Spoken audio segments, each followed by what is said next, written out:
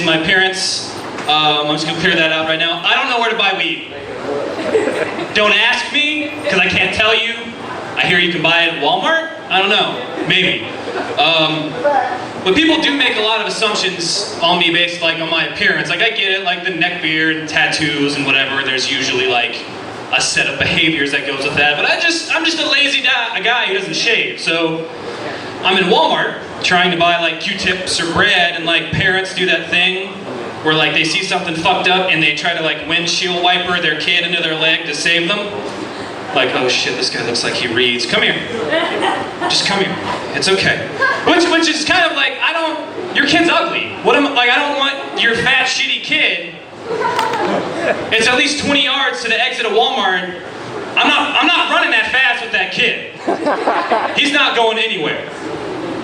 He's not making it out. I'm not making it out with that kid. I get fucking pinched right away. So I read this article recently, and it was talking about pro football players and like the dangers of the sport. Someone was outraged, all the like mental health implications. They're like, oh my god, these poor pro athletes. And I was like, you know what? It's kind of hard to be sympathetic when that dude gets paid like millions of dollars to play a game. It's like, oh no, he's like, losing his mind. It's like he has millions of dollars. Just buy a nurse when you're retarded at 50. It's kind of hard to have my sympathy when you get that much money. Speaking of mental health problems, I've discovered that the closest I'm ever going to get to like really knowing what it's like to lose my mind and black out is when I waste time on Wikipedia.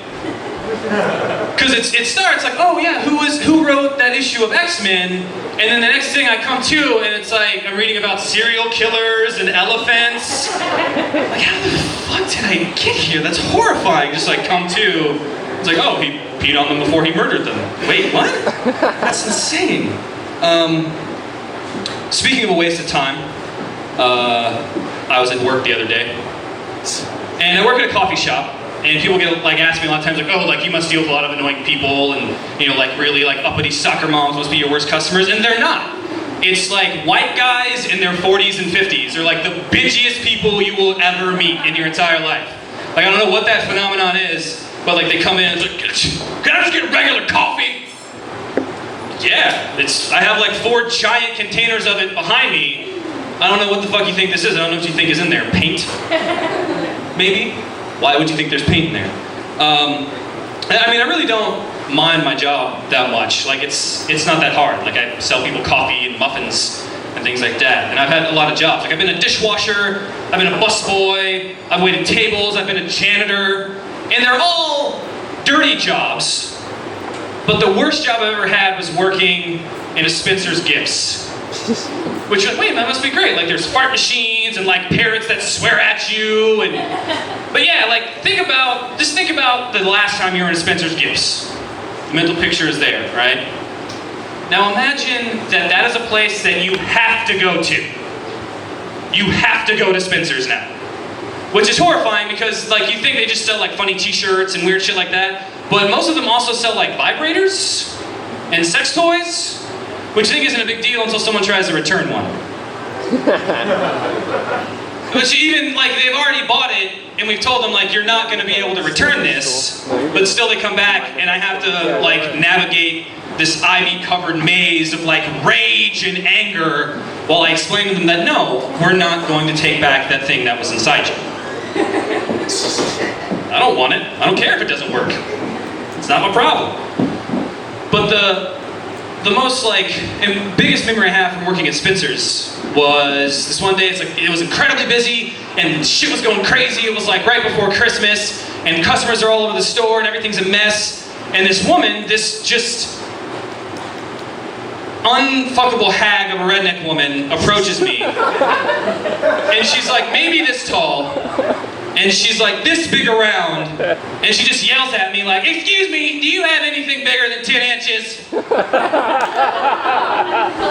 it didn't register in my mind what she was asking for. And I was like, what, well, like, as I'm standing by the jewelry case, I'm like, bigger, like a necklace? What is it? And she's like, no, and she points to the shameful section of vibrators and apple teeny flavored lube, which the existence of which horrifies me.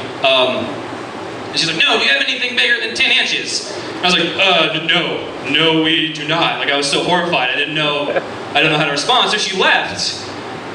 And the crazy thing is, like, that day, that woman inadvertently taught me a lesson about life and about sexuality. Because no matter how, like, horrible I thought this woman was, and how unattractive I thought she was, like, she was totally out of my league for one very simple reason. Like, it just wasn't gonna happen. Like, no matter how much I'm gonna sit here and talk about how fat and gross she was, like, for an inescapable fact of biology, not a chance in the world with this unfuckable hag of a redneck woman. Wasn't gonna happen. And it was like, it blew my mind. It absolutely blew my mind. Not like the size of it, because like I had been on the internet before, and like I knew that people put things way bigger than that inside themselves all the time. That wasn't shocking to me at all. But yeah, like I never thought that someone that I found so horribly unattractive would make me feel so incredibly sexually inadequate in my entire life. It was an unreal experience. Shit, let's see. What else do I got here? I'm a big fan of food. Like, I like to eat a lot.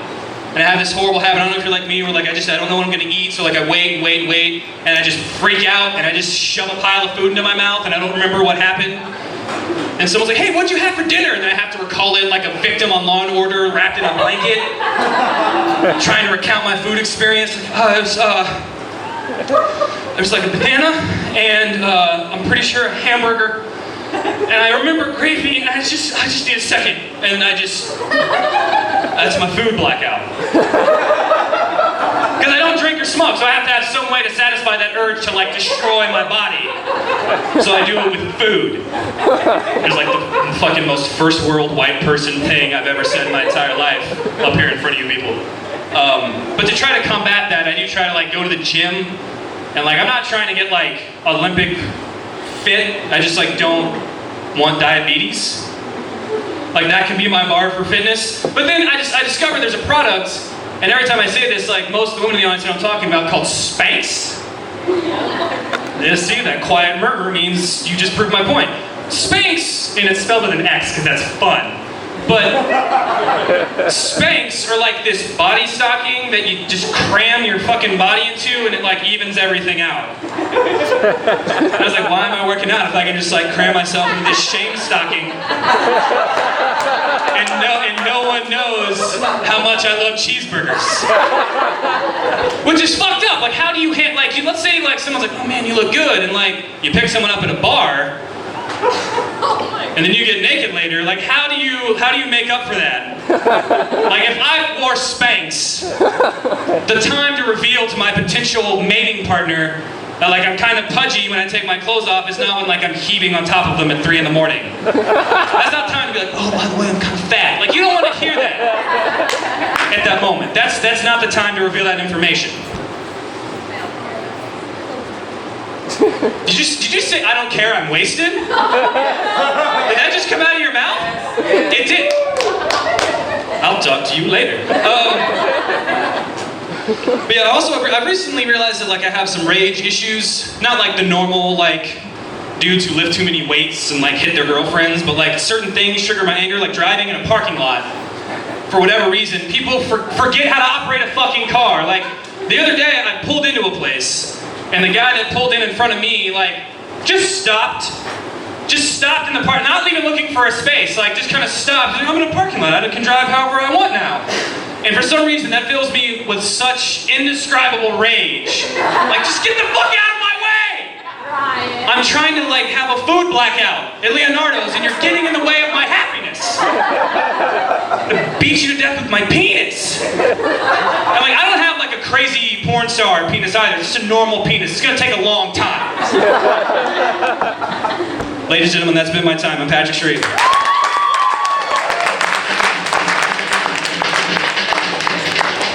Make some more noise for Patric.